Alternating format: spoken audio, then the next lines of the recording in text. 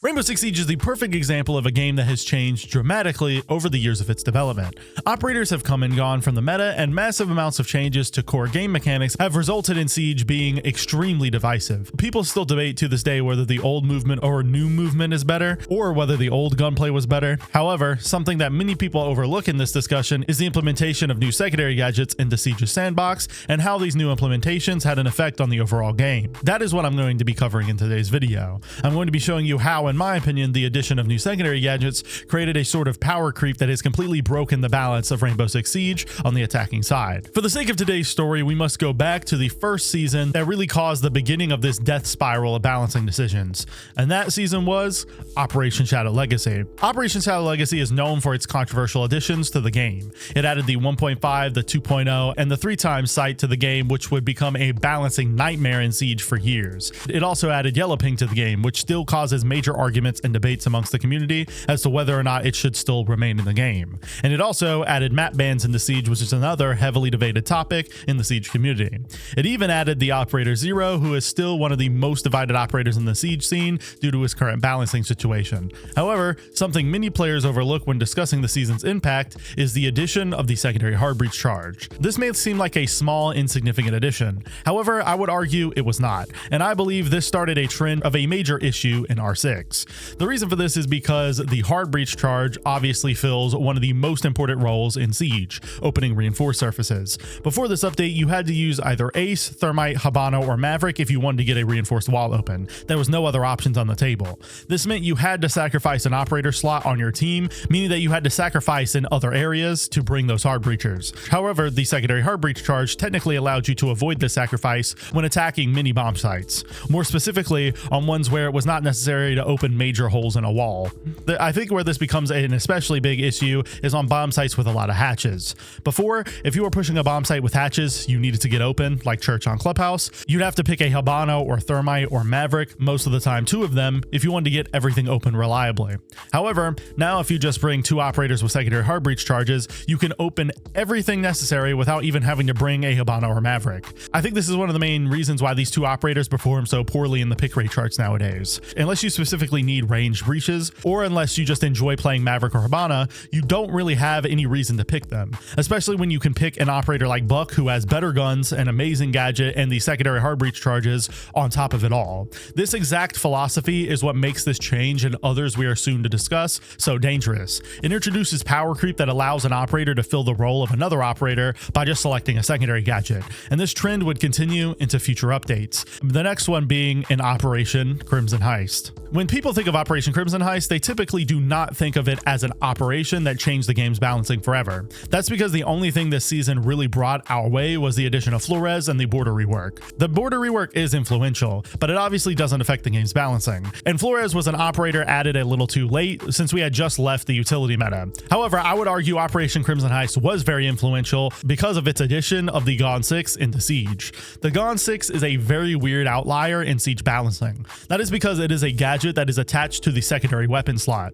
This means that on operators where it's available, players do not have to sacrifice one of their secondary gadgets to bring this thing in the round. And it's not like the Gon 6 is a weak secondary utility. It allows you to destroy one piece of bulletproof utility from the enemy team at any point in the round. And when you consider that an attacker can now have access to their actual gadget, a secondary gadget of their choosing, and a Gon 6, I'm sure you can now realize how this became a problem. It allows for insane levels of synergy. A great example of this is in Zero, who at the time of recording has access to the Gon 6 as a secondary option and hard breach charges as a secondary gadget. This means that Zero can effectively open walls, burn through nade defenses with his cameras, and use his Gon 6 to destroy one piece of bulletproof utility during the round. This combined with his great gun makes him an operator with solid utility, even if his cameras may not be the best for their intended purpose.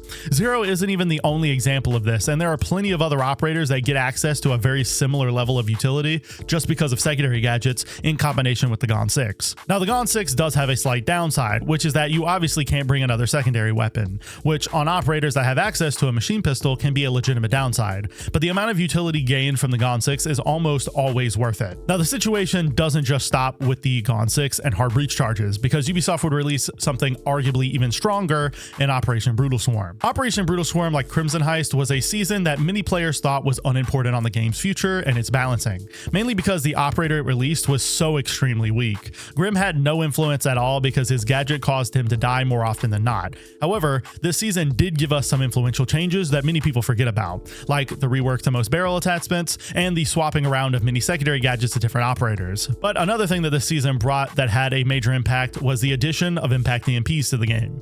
Many people forget that before this update, the only way to get Electroclaws or Bandit batteries off of a wall was to use Twitch or Thatcher. But impact EMPs removed that necessity by disabling electronic gadgets as well. Now, any operator that had access to this new secondary gadget could fill this influential role, which opened up way more opportunities for attacking lineups. Now, this on its own as an isolated balancing decision does kind of make sense, since Thatcher was considered to be a necessity in every round, and that kind of needed to be addressed in some manner. However, when you combine this with everything else we've discussed in this video, it becomes apparent that specifically on the attacking side, the utility had become incredibly bloated. You could now bring enough secondary utility on 2 operators to effectively open 2 electrified hatches without having to bring any support operators at all. For example, let's use the Church on Clubhouse attack example again.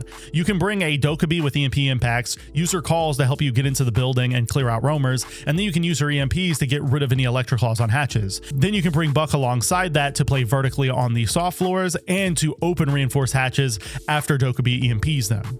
And the rest of the operator slots on your team are open for whatever you want.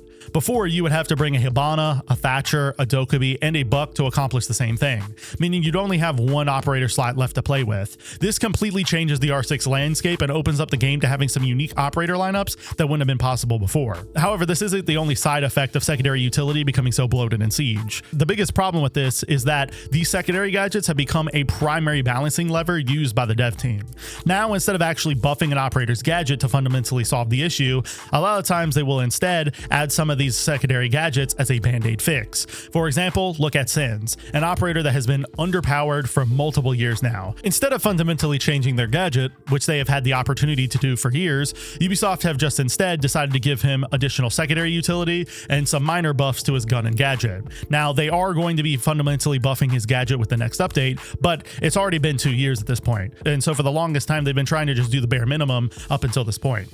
You can also look to Iana as a prime example of this as well. They gave her access to the Gon 6 and nades, then they removed access to her Gon 6 just to go back and remove her nades again and add back the Gon 6. This flip-flopping is ridiculous, and it allows Ubisoft to make lazy balancing decisions to artificially increase an operator's pick rate and strength without actually solving any issues with them. This was also the case with frag grenades before they got their nerf recently, and with the 1.5 before it became an ACOG. And these sorts of things result in very boring balancing patches that very rarely mean much or actually solve any issues. In conclusion, the addition of the hard breach charge, Gon 6, and EMP impacts over the course of the past 5 years has resulted in a complete shift in the game's balancing. Operators that used to be absolute vital pillars on the attack can now be replaced by simply bringing secondary gadgets, and most balancing patches have come down to shifting around different secondary gadgets instead of actually addressing the issues at hand. This has completely changed the way we will view the attacking meta going forward, and it's something many people don't talk about. And that's why I think these secondary gadgets have completely broken the balance of Rainbow Six Siege, because ultimately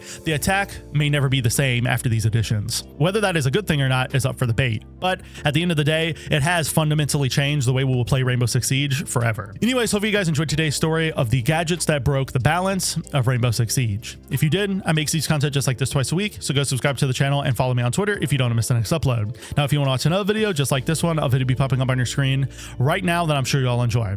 I'll see you next time, friends, and peace.